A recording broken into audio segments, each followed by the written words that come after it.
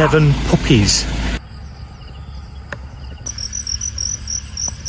Some of the people around here have just done the same thing for 500 years.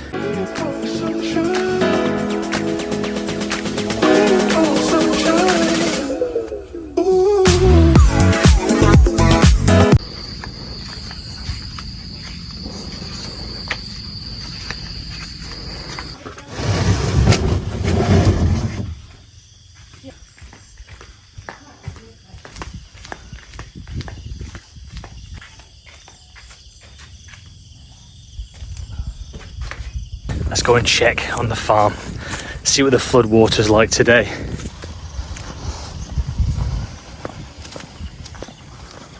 So the water's gone down quite a lot since yesterday, but it's still up there, you know, it's still high. There's still a little bit of water coming in here, but that's exactly what it is, a little bit of water. If I'm honest though, this pond couldn't really get much deeper without causing a little bit of a problem. Well, it could probably go another 40 centimetres, but the speed at which it filled up yesterday, 40 centimetres is not a lot at all. This pond has probably risen 2 metres.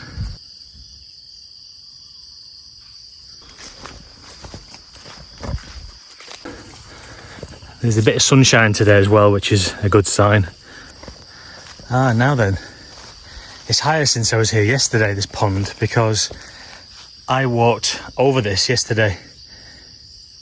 I sort of half slipped down this bank, but I can't get across today. How deep is that water? Fucking hell.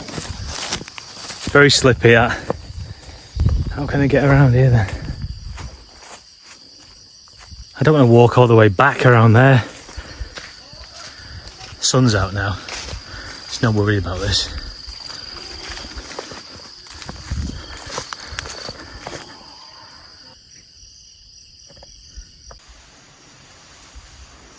We've left the window open here, stupidly. We left this window open yesterday. Well, actually, we didn't. One of the builders did. So we had some water on here. I'm just relieved that it came through an open window and not the bloody ceiling. That's okay, that's okay.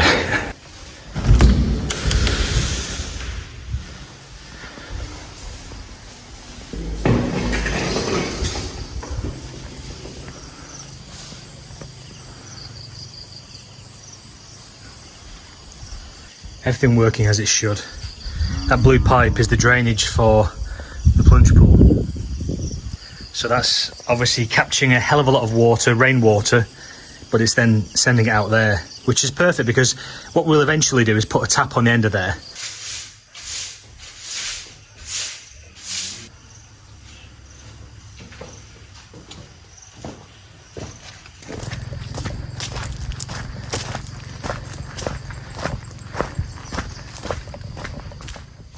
This is the public lane that runs adjacent to one side of our farm. Obviously, this is ours in here.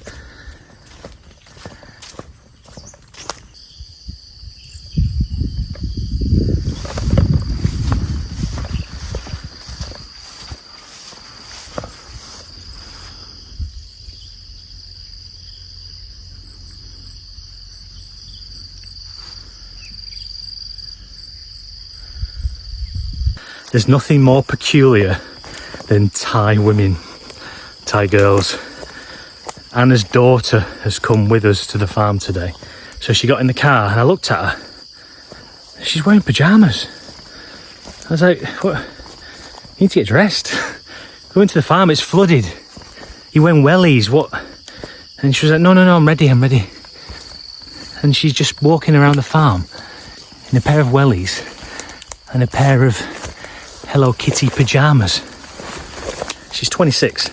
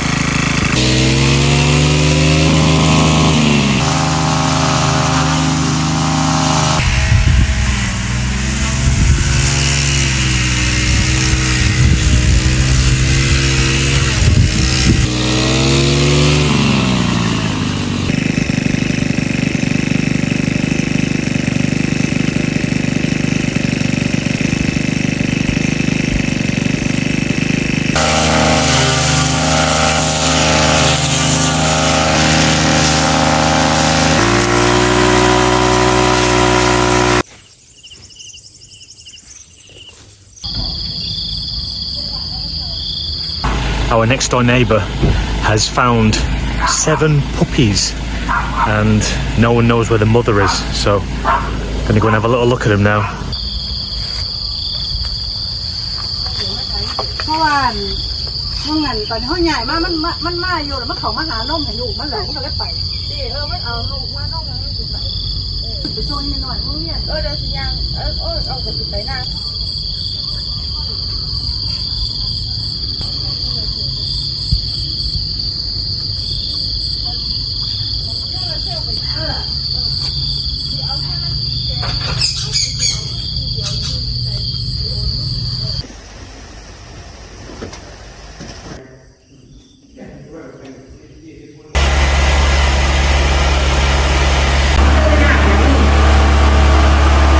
And his father's water tank has blown over in the wind.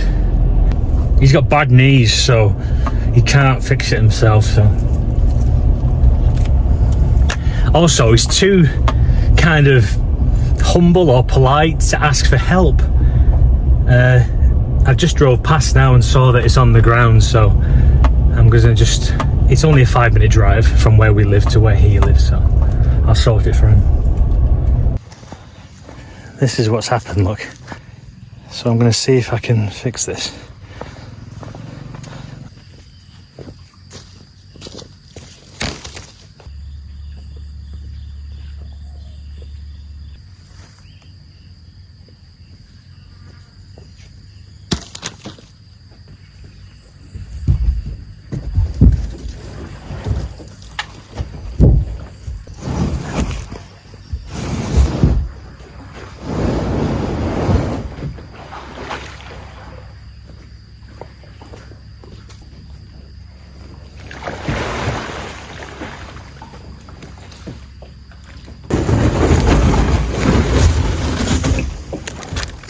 In my mind, I'm thinking, if I fill it with water, it will pop itself back into shape, but I don't think that's the case, actually.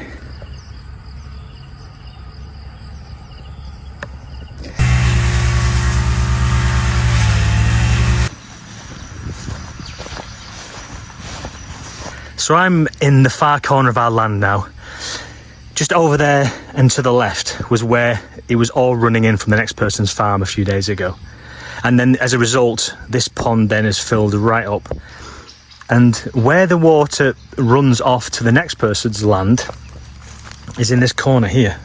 There should be a canal dug that's similar to what we've done in our farm, that is dug from the bottom of the mountain all the way through everybody's land, including our own, and through the next person's land. So when we get this heavy rain, rather than just flooding everybody's land and then kind of hoping it goes on to the next person's, it just naturally fills up the canal and it flows through everyone's land. And then from it, within your own land, you could choose then to redirect that water off a little bit, you know, like a tributary from a river. You could choose to capture some of that flow into, say, your own pond or your own system, you know, and the bulk of it then carries on down the canal to the next person. And that should be obligatory. That you'd have thought that they would have something like that in place, but there's not. You have to just sort of see where the water comes in from the next person's land and deal with that as best you can. And then on the other side of the land, send it to the next person and hope they can sort it out. It's sort of madness. The way we've got the system set up, deliberately, it only drains out of here when this pond is at this level. If this pond is even just 30 centimetres lower than this, it will hold everything. It won't send anything to the next farm. Now, I genuinely don't know if we're being selfish by doing that. I honestly don't know, because like I said, there's no kind of official system. There's no communication with any of these things. So, you know, we just worry about the amount of water that comes onto the farm and then how much we want to keep and how much we're able to get rid of. That's all we're really bothered about. If there was a system in place where it was a bit of a cooperative and people were communicating back and forth, you know, we could develop some better system, I'm sure. But these things have to be government-led within Thailand, because, you know, without sounding like a patronising Western wanker, generally the people around here don't organise themselves like that. It's just not something that's done. They kind of just do what's always been done, and they're not really willing to change. That's what our direct neighbours are like. Maybe other areas are different, you know, a bit more progressive, but around here it's not. Yeah, don't say any more than that. I don't want to get anybody's back up. And look, I am learning this as I go, clearly, and we're making a lot of mistakes along the way, an awful lot of mistakes, but that's what it's about, isn't it? You know, you make a mistake, you learn from it, and you tweak it the next time, and then, you know, you approach it slightly differently, and then if you get it wrong again, you approach it differently again. And that's what we've been doing in this 2 years. But it kind of feels like some of the people around here have just done the same thing for 500 years. There doesn't seem to be any difference, really. This is the neighbour's sugarcane here. He's the ideal neighbour, him. We don't even see him for 11 and a half months of every year. He just turns up in about February for a fortnight to harvest the sugarcane, and that's it. It's ideal. He doesn't burn it either, which is always better. It's just started raining.